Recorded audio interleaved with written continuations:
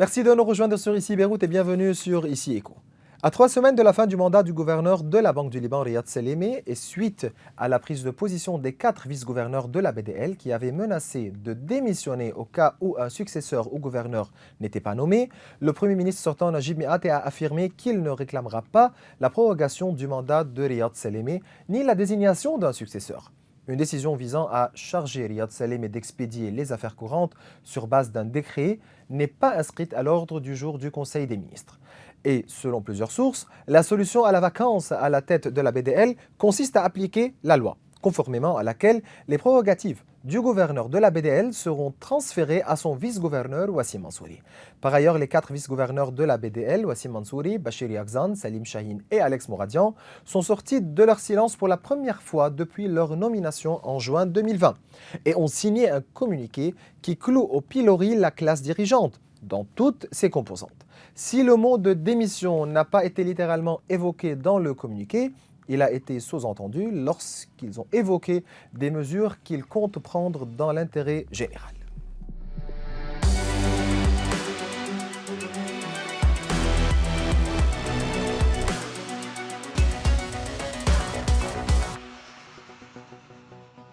Notre invité est le président de la Commission de l'économie, du commerce et de l'industrie au Parlement libanais et le député du Kesselouan, Naamat Frem. C'est un plaisir de vous avoir avec nous aujourd'hui. Merci, merci.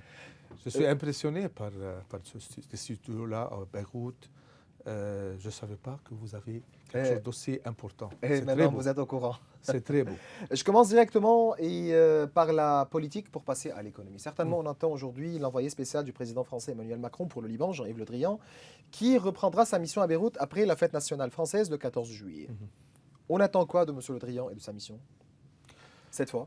Un nouveau dialogue? Un nouveau dialogue, mais moi je crois que ça va être difficile. C'est une mission assez difficile. Les blocs chrétiens refusent cela? Ce dialogue? A priori, oui. C'est ce que j'ai compris. Je commence à comprendre qu'il y a un début de coordination pour qu'on aille directement vers la présidence, vers l'élection d'un président, et pas avoir des dialogues profonds au niveau du système. Et là, vous pensez parce que le système va être remis en question si aujourd'hui on reprend ou bien on se remet sur table pour un dialogue? Oui, je vous dis une chose. Moi, je crois que je préfère qu'on ait un président et que ce président travaille pour avoir une évolution du système politique libanais. J'ai peur qu'en entrant dans le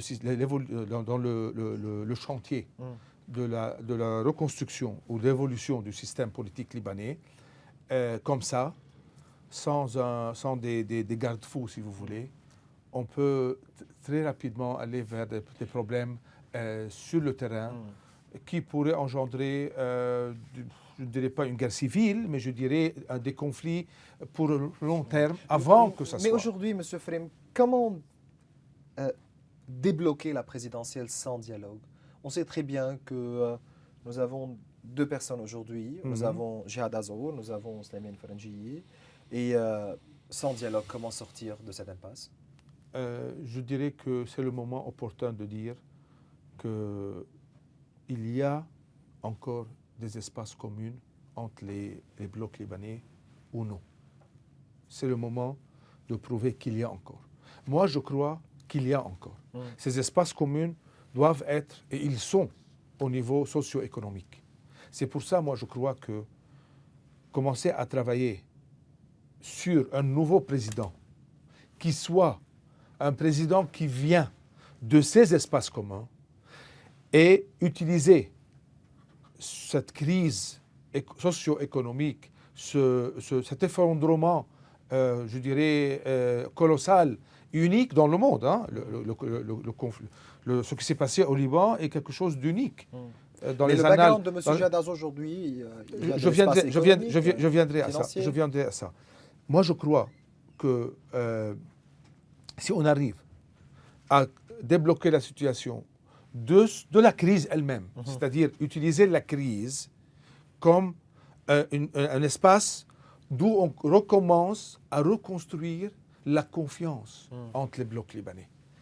Et une fois qu'on commence à faire ça, après un an ou 2 ans, ouvrir le sujet du système. Parce que c'est vrai, après 100 ans du système qui a été démarré en 1920 et suivi par Taif, c'est-à-dire en 1989, c'est clair qu'on a un problème au niveau du système opérationnel. C'est un problème au du niveau Liban. du système, du régime ou de la Constitution? Du système opérationnel tout entier. C'est pas la Constitution qu'il faut remettre en question?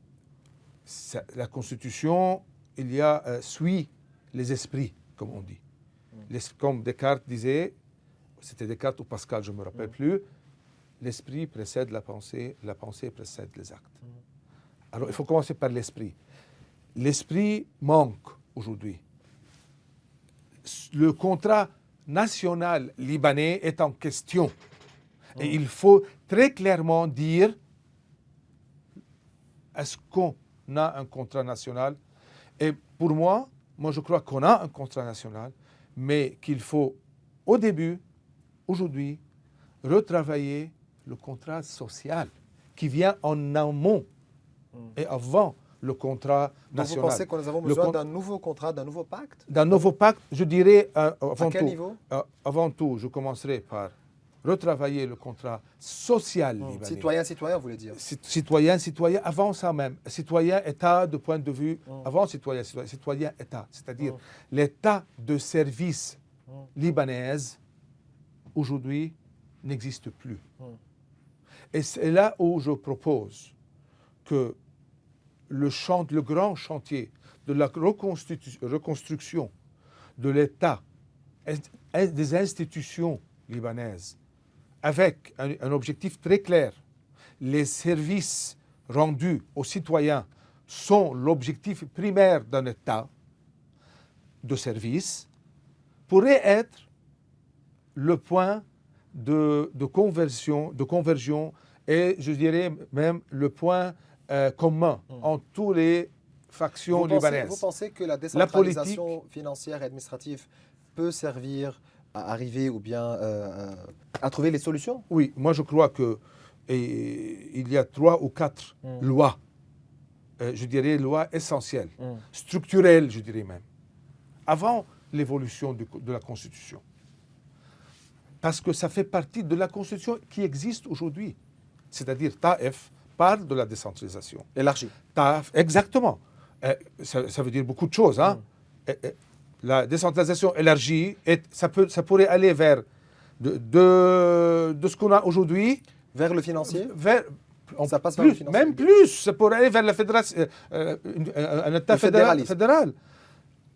Mais moi, je préconise aujourd'hui une loi de décentralisation assez large, que j'ai préparé d'ailleurs. Hein.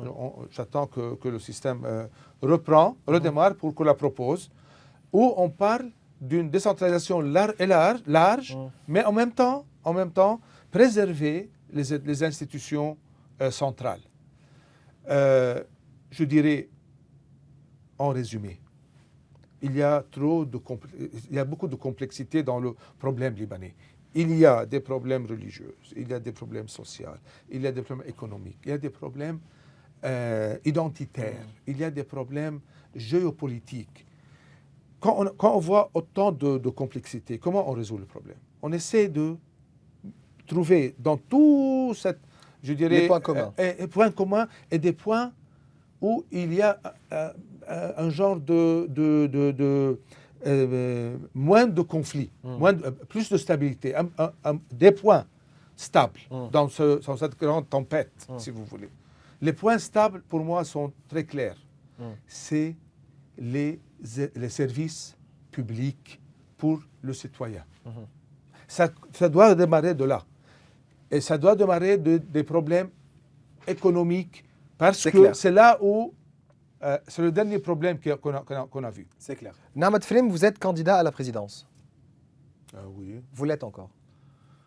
Je suis prêt, oui, mais en même temps, c'est pas vraiment ce que je travaille nuit et jour, mais en même temps, je suis prêt, je me suis bien préparé avec une équipe, avec des plans, avec tout, avec des relations au niveau international et au niveau local. Avec un projet là, Avec pour un le projet renouveau très clair. du Liban. Et je dirais une chose, je suis prêt à même me sacrifier au niveau présidentiel pour un candidat que je suis convaincu. Mais je ne vois pas aujourd'hui. Vous n'êtes pas convaincu ni par Samir Franji ni par Jad Azour.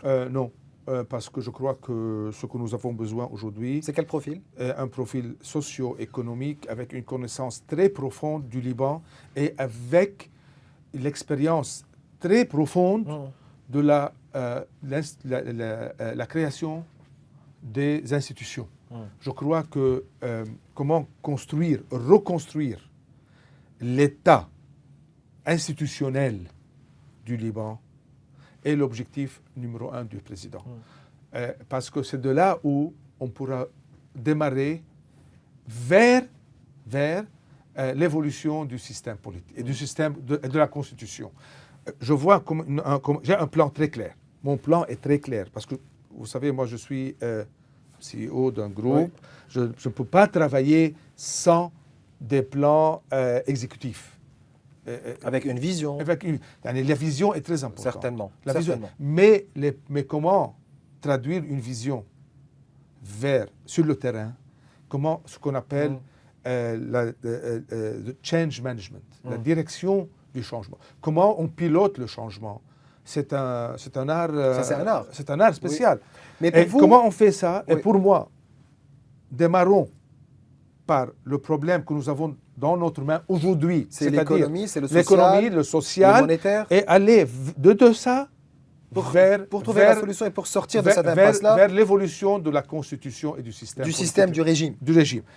Et c'est là où j'ai défini deux grands thèmes, si vous voulez. Le contrat social et le contrat national. Il y a deux niveaux de travail. Au début, il faut terminer, reconstruire le contrat national, social. Comment travailler pour recréer ce filet socio-économique libanais? On a un problème majeur aujourd'hui. Vous ne voyez pas qu'il y a deux Libans aujourd'hui? Certainement. Il y a le Liban du dollar et le Liban de la livre libanaise. Au niveau du citoyen libanais, la souffrance est extrême. On voit des gens qui meurent devant les hôpitaux et des gens il y a des Ferrari et des Lamborghini à Beyrouth aujourd'hui, comme on ne voyait jamais. C'est fou. Et c'est là où il faut retravailler ce contrat, social. Ne vous fait pas peur au niveau du système économique? Non, pas du tout. Parce que vous savez très bien que durant les 3-4 dernières années, certains experts, certains politiciens sortaient et disaient que non, l'économie libérale, il faut remettre en question ça au Liban. Non, pas continuer comme ça. Cette différence qui existe entre les riches et les pauvres, ce libéralisme. Oui.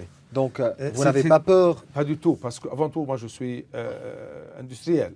Je ne peux pas. Je ne respire que de l'économie libre. Mais il faut savoir une chose. Le constat de la crise économique libanaise doit être très clair. Le diagnostic doit être clair. Mon diagnostic est le suivant. L'économie libre libanaise n'est pas fautive. Au contraire, l'économie libanaise nous permet de vivre aujourd'hui. C'est pas le système, on reprend, c'est l'application, vous voulez me dire? Non, attendez. Attendez, j'ai un plan, j'ai une très clair, un diagnostic. Je vous laisse la parole. Oui. Avant tout, l'économie libre libanaise n'est pas fautive. C'est le genre d'économie qu'on a construit qui est fautif. L'économie non productive, l'économie qui n'est pas... Du service seulement. Du service, l'économie qui ne crée pas des emplois réels, l'économie qui ne distribue pas bien les richesses, l'économie qui ne construit pas au niveau profond du Liban. C'est ça le problème. Tout ça nous a amené vers ce, comment je dirais, ce système qui a implosé d'ailleurs, pas seulement explosé, il a implosé. C'est-à-dire Et il y a eu un mécanisme entre le politique et l'économie. Le politique ne crée plus de la valeur. Il utilise la création de ce système qui est sans défense Au service de l'économie. au service des politiciens. Ouais. Et c'est là où, en fin de compte, on a accepté de s'endetter chaque année, après année, pour 20 ans, l'économie libanaise, le budget. Mais On a vous accepté rendez le Parlement responsable ici? Bien sûr, non, c'est bien sûr, 99%, pas 90%, 99%. Le club, je dirais d'un club politique libanais, n'a pas compris qu'il y a des lois de la nature. On ne peut pas faire la guerre, défier les lois de la nature et gagner sur le long terme. C'est comme en l'écologie. C'est que le système, le club politique libanais a accepté de ne pas créer de la valeur ajoutée pour les citoyens et pour le pays. Il a accepté de faire de la politico-politique et rien que de la politique. Donc vous rendez qui et responsable? Et en plus, je terminerai ce tableau qui est vraiment morbide, ce tableau. Ce jeu ne s'est pas arrêté à la politique seulement au Liban. Il a envahi l'administration libanaise. Et c'est là où, en envahissant l'administration libanaise profonde, il a détruit la machine qui restait du Liban d'antan, qui fonctionnait, le public, je dirais. Et à cause de ce fléau, et l'administration libanaise a cessé de produire. Elle ne produisait que de la loyauté politique. En faisant ça, elle perdait de l'argent. D'accord. Qui renflouait l'État. Excusez-moi, monsieur voilà. Mohamed. Aujourd'hui, le système a explosé. Oui. Il faut admettre cela. Vous rendez qui responsable? C'est l'État, c'est les dirigeants, c'est les banques, c'est la Banque centrale. Là, je crois que c'est avant tout... Quand on dit l'État, donc c'est les politiciens qui ont pris les décisions. Donc, bien sûr. Donc il faut les rendre responsables. Ils sont responsables. Mais le problème, c'est qu'au Liban, le système politique ne facilite pas la correction. Le feedback loop n'est pas clair. Le feedback system au Liban, les boucles de contrôle politique ne sont pas fiables. C'est là où, dans l'évolution de la Constitution et du système politique, en fin de parcours de ce nouveau président, il doit travailler sur ces boucles-là. C'est là où la décentralisation est importante. C'est là où le nouveau Sénat est super important. C'est là où la nouvelle loi électorale est très importante. C'est là le grand chantier. Mais ce chantier-là a besoin d'une chose très importante. Il a besoin de la confiance mutuelle. Il a besoin de l'esprit d'entente. Ça, c'est clair. Et c'est là on ne peut pas le faire sans le contrat social.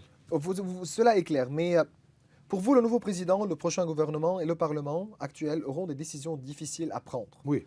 Quelles sont les décisions urgentes et obligatoires que les nouveaux présidents, gouvernements, responsables doivent prendre?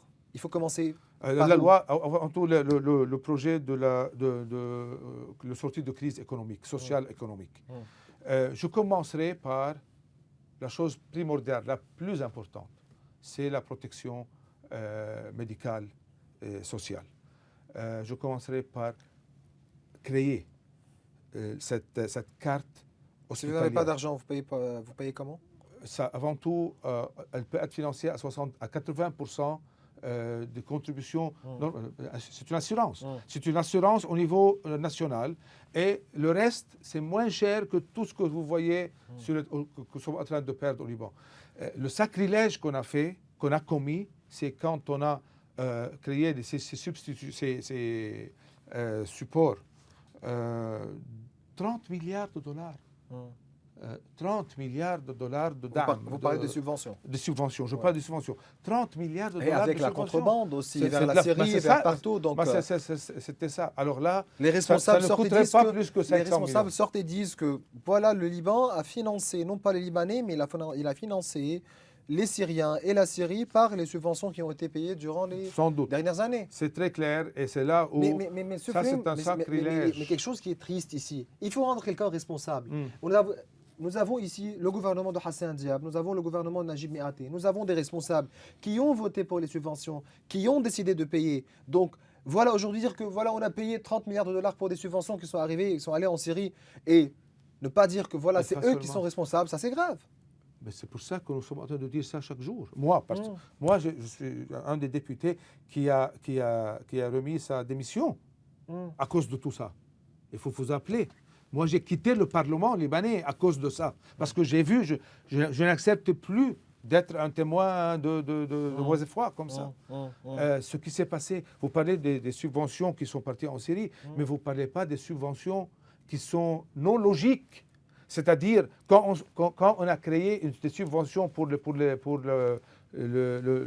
gazole au Liban, et le carburant et l'essence.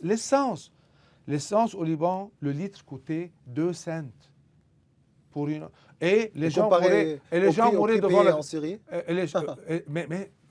mais l'important, c'est que quand nous sommes dans une crise économique aussi forte, on regarde ce que nous avons comme réserve et on travaille par priorité. On jette pas. On avait devant nous des politiciens qui sortaient et disaient que voilà, les subventions faisaient partie de la résistance. Mais c'est ça la foutaise. C'est ça le problème. Donc, on fait de la politique. Je dirais, il y a deux choses en politique. Il y a des gens de mauvaise foi et les gens de mauvaise intelligence. Je crois que les expériences ont démontré qu'on manque d'expérience économique au Liban, de connaissances, et c'est là où le peuple paie. Vous êtes convaincu que tout ce qui s'est passé au Liban est bien planifié? Non, pas du tout. Pas du tout. Donc la grève des banques, la révolution, le défaut de paiement, les subventions. Je dirais c'est ou bien non, le système devait exploser bien quelque sûr, part. c'est l'évolution normale des cours des événements. Comme je vous ai dit au début, quand on fait autant d'erreurs, je dirais basiques, élémentaires, économie 001, on peut pas travailler, s'endetter pour 20 ans, pour ne rien faire. Et on dire que voilà pourquoi il y a la crise. On ne peut pas avoir un pays qui a autant de dettes et un déficit aussi énorme, et en 2018 faire augmenter les salaires. Si vous étiez ministre dans le gouvernement, dans le cabinet de Hassan Diab, auriez-vous voté pour le défaut de paiement? Non, pas du tout. Non, pas du tout. Mais j'aurais fait quelque chose. Il fallait négocier. Avant ça. J'aurais retravaillé les priorités de l'État libanais. D'ailleurs, j'ai parlé de ça à ce moment-là. J'avais mis des priorités. Il faut regarder le budget, ce que nous avons à la Banque centrale. En ce moment-là, on avait 40 milliards de dollars. Oui. Vous savez qu'est-ce qu'on aurait pu faire avec 40 milliards de dollars? On pourrait rester 15 ans et retravailler. En 2 ans, on aurait redémarré tout. J'avais parlé de comment on priorise les réserves. Qu'est-ce qu'on fait avec les réserves? Comment on redémarre? Et pour moi, d'ailleurs, j'avais travaillé sur un plan quinquennal pour le zéro déficit. L'objectif était très clair pour moi au moment-là, en 2018-2019. Je me rappelle, on avait une émission ensemble. Exactement, moi je me rappelle aussi. Comment on convainc le monde entier que le Liban va avoir un budget équilibré en 5 ans. Et à cause de ça, si on arrive à convaincre, on pourrait avoir des dettes bonifier Mm. et redémarrer les décisions Ils ne intelligentes. savaient pas faire ça ou ne voulaient pas faire ça? Les deux. Les deux. Ils ne voulaient pas faire ça parce que personne ne voulait faire de la politique de long terme. Tous pensaient C'était aux élections. du hit and run. Tous pensaient aux élections, au next election, comme on Ouais, dit. les élections législatives. Les élections qui viennent. Mm. C'est là où le grand problème. En deuxième lieu, ils ne savaient pas. Les decision makers, les gens qui décident au Liban, manquent d'expérience socio-économique. Permettez-moi, au niveau des réformes aujourd'hui, nous savons très bien que le fardeau du secteur public est aussi lourd. Le secteur public aujourd'hui, les fonctionnaires, il faut trouver une solution pour le secteur public. Le Comment- fardeau n'est plus lourd aujourd'hui. Il n'est plus lourd. Et il coûte 200 millions de dollars. Mais, 300 millions de dollars. mais les conditions aujourd'hui, les conditions Exactement. sont aussi mal pour ces fonctionnaires-là. Il faut utiliser la crise pour Comment redémarrer. restructurer le secteur Oh, public? très facile. Avant tout. Comment dire au revoir, vous allez quitter, Il y a deux. nous il y a devons deux vous payer choses. des subventions, ou bien vous ont payé Avant ça, il faut faire retravailler, redistribuer avant tout la perte. Mm. Il y a de l'argent qui a été détruit. Il y a 75 C'est milliards une dette de ou dollars. une perte pour vous? Là, c'est une perte aujourd'hui, mais c'est une dette de l'État libanais Comment la vers répartir? le public Comment la libanais. répartir pour vous? Pour moi, il y a 75 milliards de dollars qui a été perdu. Il y aurait 40 milliards à 50 milliards. Je fais le travail. Ouais, C'est ouais, pas- ouais, ouais. Je n'ai pas le temps de l'expliquer aujourd'hui. Il y aurait 40 milliards de dollars que l'État libanais doit retourner. Et comment elle va faire ça? Elle va recréer. C'est ce que j'ai déterminé dans mon plan de Doit retourner aux banques, vous voulez dire? au Libanais. Ouais, aux déposants, aux déposants. Comment elle va le faire? En créant un fonds monétaire de développement. J'appellerais ça Asset Development Fund. Hein? Et il va prendre les biens, quelques biens de l'État libanais qui sont mal gérés. D'ailleurs, tous les biens de l'État libanais sont mal gérés. Il va les remettre dans ce fonds. Ce fonds est souverain, c'est-à-dire pour l'État libanais, mais il va avoir une direction apolitique, avoir un board un peu comme les public companies dans tout le monde entier, et travailler par exemple, il y a des terrains pour l'État libanais qui sont mal utilisés. Ouais. Il pourrait être, vous savez, j'ai répertorié au moins des terrains pour faire 7000 mégawatts D'électricité. de photovoltaïque. De photovoltaïque. Vous vous imaginez 7000 mégawatts. Aujourd'hui, les 7000 mégawatts, le kilowatt vous coûte aujourd'hui 3 cents et demi. Peut vendre d'électricité à 3 cents et demi. Vous savez, aujourd'hui, le Libanais, à quel coût il achète son électricité? À 30 cents. 10 fois plus. Exemple. Ça, c'est un petit exemple. Un petit exemple. Et il y a des droits de passage de route. Et il y a revenons au secteur public. Donc voilà, alors, nous avons le fonds. C'est là où on fait. Il y a des gens, parce que les employés de l'État Oui, les fonctionnaires. vont partir avec ces institutions-là et font partie d'une gérance à la privée, avec une protection sociale minimum.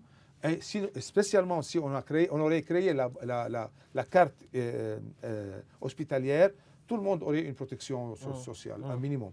Ça, c'est de un. De deux, il y a le e-government, qui est aujourd'hui très facile à faire. Mais c'est une nécessité aujourd'hui. C'est très facile à faire. En 6 mois, on pourra créer mais ça va arrêter la corruption. .gov. Ça va arrêter la corruption? Bien sûr, et c'est ça l'objectif. Est-ce qu'ils veulent ça? Plus de productivité, moins de corruption. On peut le faire. Pourquoi ils ont toujours peur du privé, du secteur privé? Toujours. Non, il faut laisser tout avec l'État. Il faut nationaliser et non pas privatiser. C'est un réflexe ancien. Vous votez pour la privatisation de certains secteurs? Oui, mais pas maintenant. Ouais. Moi, je suis maintenant pour l'Asset Development Fund parce que pour remettre la valeur. Bien sûr. Personne ne va. C'est ce qu'on appelle un fire sale. Ouais. C'est ce qui s'est passé avec quelques États en sortant du système communiste. Ils ont beaucoup laissé de plumes, si vous voulez, sur le terrain.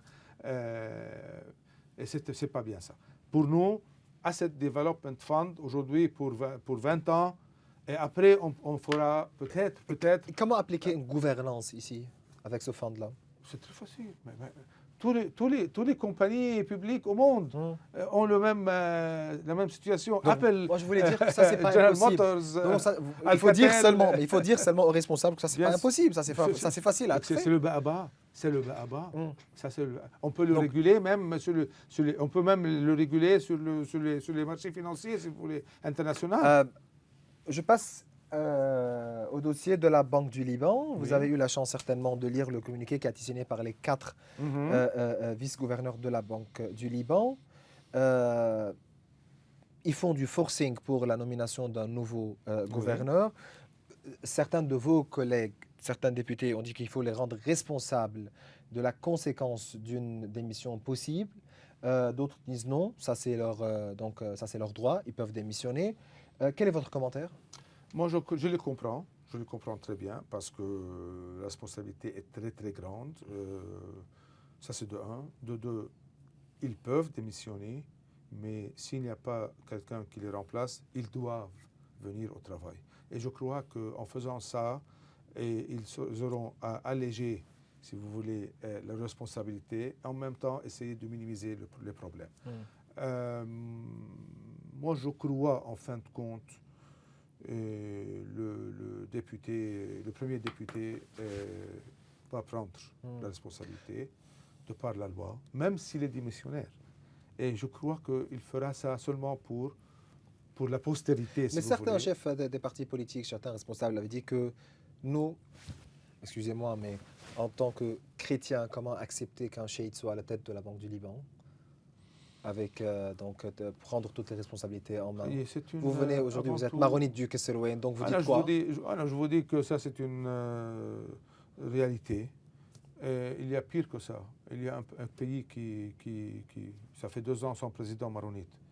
Le problème, il faut avoir un président hier, pas dans les semaines à venir.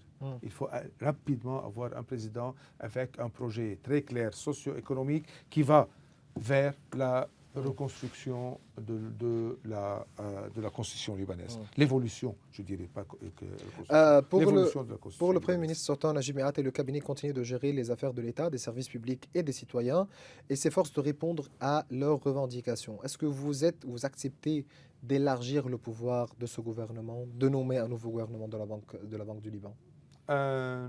Non, je préfère que reste comme ça. Vous allez donc refuser que ce gouvernement-là nomme un nouveau gouverneur? Oui, et parce que je veux avoir un président de la République immédiatement. Mais pour des raisons d'État aujourd'hui, est-ce qu'il n'est pas responsable, le gouvernement, de pouvoir trouver une solution si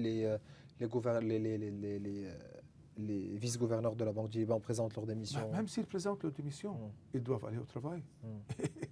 La Constitution est très claire, le règlement interne est très clair. Pour la continuité du travail. La continuité, c'est très clair. Mais en ce qui concerne la responsabilité et les pouvoirs de ce gouvernement? Moi, je crois qu'il faut qu'il reste là où il est maintenant. Et il faut avoir un président dans 1 mois ou 2 mois ou 3 mois. Sinon, il y a un grave danger d'une destruction complète des États, des institutions de l'État. On va entrer dans un système D, si vous voulez. Chaque région va travailler sur sa propre gouvernance dans les 3-4 mois à venir. Et c'est là où il y a un projet. Fédéralisme aussi? Je parle d'une régionalisation de facto. Et c'est là où c'est le terme de fédéralisme simplifié, vous voulez dire? Non, je dirais que gérance des affaires. Vous ne voyez pas que le niveau de vie du Libanais aujourd'hui est insoutenable. Vous voyez le niveau des ordures sur les routes. On parlait de ça, tout ce qui se passe aujourd'hui. Oui, exactement, avec les odeurs partout. Non, encore 2-3 mois comme ça, et on va partir vers le système D. Et une fois qu'on va vers le système D, ce serait un 2. Expliquez-moi plus. C'est-à-dire, chaque village, chaque coin, chaque région va créer des comités. Des comités. au temps de la guerre libanaise, il y avait des comités publics. Il y a le terme, le comité de salut public, si vous vous rappelez. On aurait pu faire, on va avoir peut-être quelque chose comme ça. Une fois qu'on a des choses pareilles, on va commencer à gérer sur le terrain. Et ça va créer des problèmes. Même au niveau de sécurité, vous voulez dire? Bien sûr. Et ça va nous faire entrer dans une situation de changement de la donne sur le terrain, qui pourrait être à l'origine de l'évolution de la Constitution après. C'est là où je parle de deux modèles. Ou bien un modèle de jure, une structuration de jure, qui va suivre avec un de facto sur le terrain, ou bien l'opposé. Et l'opposé fait mal. L'opposé pourrait avoir du sang, pourrait avoir des problèmes, un mini-guerre civile. Et c'est là où c'est très grave. C'est pour ça, pour moi, il faut avoir un président maintenant. Après le départ de Riyad Salem et de la Banque du Liban, vous pensez le dollar sur le marché, ça va fonctionner comment? Le taux de change? Il y a la plateforme Sayrafa qui pourrait être arrêtée. La plateforme Sayrafa est... Nous savons très bien ici, parce que l'opinion de la majorité des vice-gouverneurs de la Banque du Liban sont contre oui. Sayrafa. Donc pour eux, il faut arrêter Sayrafa. Oui. Elle est coûteuse, elle fonctionne mal, mais certains aussi... Moi, je suis contre. Certains insistent sur le floating rate. Maintenant. Oui, bien sûr. Est-ce qu'on peut passer aujourd'hui avec le manque de stabilité, de confiance, sans gouvernement, sans président, sans gouverneur à la tête de la Banque du Liban, donc passer directement au floating rate ou non? Moi, je crois qu'il faut évoluer Sayrafa. Il faut voir les problèmes de Sayrafa. Le Sayrafa a deux problèmes. Avant tout, elle est une machine qui pourrait faciliter le blanchissement d'argent. Ça, c'est important. Il faut travailler là-dessus pour qu'on s'assure qu'il n'y a pas de gens ou un parti ou bien une équipe qui est en train d'utiliser ça à des fonds non illicites. Deuxième lieu, il faut s'assurer qu'on ne soit pas en train de brûler les réserves. Les dernières réserves. Aussi les réserves obligatoires. Les dernières réserves. Mais moi, je crois que le floating arrivera un de ces jours. On a besoin d'avoir un plan cohérent, financier et économique en même temps. Financier et économique, qui commencerait par toutes les réformes nécessaires pour le MF et qui va se terminer par le fonds souverain de développement des biens de l'État. Il faut commencer par un budget aussi aujourd'hui. Bien Sans sûr. budget, à quel taux de change, quelle réforme, comment donc... Sans doute, tout ça, ça fait partie de ce plan-là. Moi, je crois qu'un plan cohérent, socio-économique, financier, est essentiel. Si on n'a pas ça, et avoir un président qui s'en charge et qui comprenne ça, qui comprenne comment ça fonctionne et qui puisse inspirer la confiance. Si vous vous demandez l'objectif essentiel de ce nouveau président, c'est un président de crise. Dans toutes les crises, on cherche... De gérance de crise, vous voulez dire? Oui, gérance de crise, sortir de crise. Ouais. Dans des crises comme ça, on cherche le pouvoir d'inspirer. C'est ça l'essentiel. Comment recréer ce pouvoir à l'intérieur, le pouvoir de croire dans un succès à l'intérieur de chaque personne au Liban. Et c'est là où il faut trouver un président qui sache inspirer les jeunes pour qu'ils restent au Liban, les experts qui ont quitté le Liban pour qu'ils reviennent, et les capitaux pour qu'ils reviennent au Liban. C'est là où... Si vous étiez président, quelle serait votre approche pour la solution ou bien de l'arme du Hezbollah? C'est très clair. Aujourd'hui, après ce qui s'est passé entre l'Iran et l'Arabie saoudite, en ce qui est passé dans toute la région, c'est un projet, pas seulement libanais, hein, c'est régional. C'est une crise Mais vous, en régionale. tant que président, comment il faut résoudre ce problème, Je dirais toujours que le Hezbollah est libanais. c'est un projet libanais, c'est un parti formé de Libanais. Il faut travailler comment reprendre ces armes et les mettre sous le contrôle de l'État libanais et comment convaincre que la raison de ces armes n'est plus là. L'État libanais s'en charge. L'État libanais va créer, va vous assurer Une sécurité, une stabilité. pas seulement une sécurité, une stabilité. Dans la Constitution même, que ce bloc qui est les chiites, la famille chiite libanaise, parce que le Liban est formé de 4 grandes familles, Ouais. la chrétienne, la chiite, la sunnite et les druzes. Cette famille-là ne doit plus avoir peur qu'elle va être marginalisée, qu'elle va avoir des invasions militaires. Est-ce qu'on peut reconstruire Que l'État? ce soit des Palestiniens de PLO depuis 1948, ou bien les Israéliens. Est-ce qu'on peut reconstruire un État avec un E capital, avec si les armes du Hezbollah restent avec lui, ou bien avec l'existence du Hezbollah telle qu'elle? Comment reconstruire cet État? La confiance, la stabilité, les relations avec la communauté internationale, avec le Golfe. Il faut avant tout s'assurer que le Hezbollah veut la prospérité et le développement. Pour vous, le du Hezbollah Liban. veut l'État? C'est ce que, a priori, moi je crois que oui, mais je veux l'entendre. Je ne l'ai pas encore entendu. Je veux l'entendre directement quand il va choisir le nouveau président. Comment résoudre donc aussi la crise des réfugiés, Avant tout, c'est un. des réfugiés syriens? Oui, avant tout, c'est un sujet. Il faut négocier avec le régime syrien? Bien sûr, il faut négocier avec tout le monde. Je négocierai avec tout le monde pour que ce qui se passe aujourd'hui au Liban, il faut qu'ils reviennent en Syrie. Avant tout, ça c'est un sujet d'unité nationale. Vous ne pouvez pas savoir combien ce sujet est en train d'avoir une... tous les structures, tout le pays est d'accord que ce sujet-là est en train de risquer. On a un grand risque sur l'État, sur la nation libanaise. C'est un programme, c'est un fléau, c'est un risque. Mais la communauté internationale nous a traités de racistes, nous a traités par la discrimination. Donc, mais la communauté internationale est aussi responsable de cette crise. Bien sûr, elle est responsable. Et en plus, il faut savoir une chose. Moi, qu'il reste au comme Liban. Libanais, ce que je veux m'assurer que je ne sois pas un traître pour mon pays. Et en acceptant de voir ce qui se passe aujourd'hui et le risque sur le futur du Liban, si on ne fait rien, nous sommes l'image de ce Liban, le futur de ce Liban. Liban. Nous sommes traîtres si on n'arrive pas à résoudre le problème des réfugiés syriens au Liban. C'est aussi grave que ça. Il y a 300 000 Syriens aujourd'hui sans papier. Comment faire ça?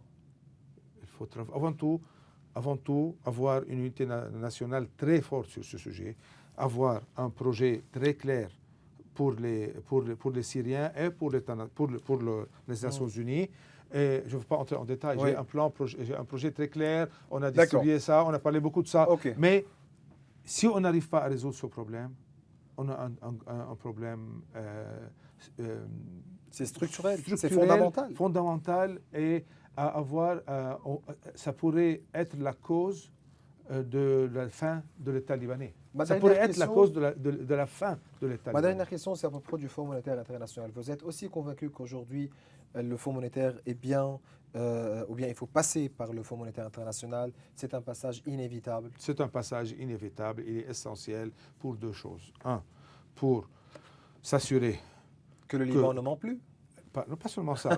Qu'on a commencé les réformes. Les réformes, c'est exactement ça. C'est un seal, comment on dit, un stamp. Mais ce n'est pas pour les 3 milliards de dollars qu'on bien sûr que non. Bien sûr que non. Et en deuxième lieu, parce qu'il y a beaucoup d'États et des institutions et de privés, des compagnies privées qui n'acceptent pas d'investir au Liban si le Liban n'est pas FMI approved. Okay, donc il est sur les rails des réformes. Des réformes. Exactement. Monsieur Nahmat Firim, c'était un plaisir de vous avoir aujourd'hui avec nous. Merci Maurice, c'était vraiment un plaisir et je vous souhaite un mois de vacances qui soit prospère aussi. Espérons. Et voilà, mes chers téléspectateurs, on arrive à la fin de cette émission. Vous pouvez revoir tous nos épisodes sur nos réseaux sociaux. Au revoir.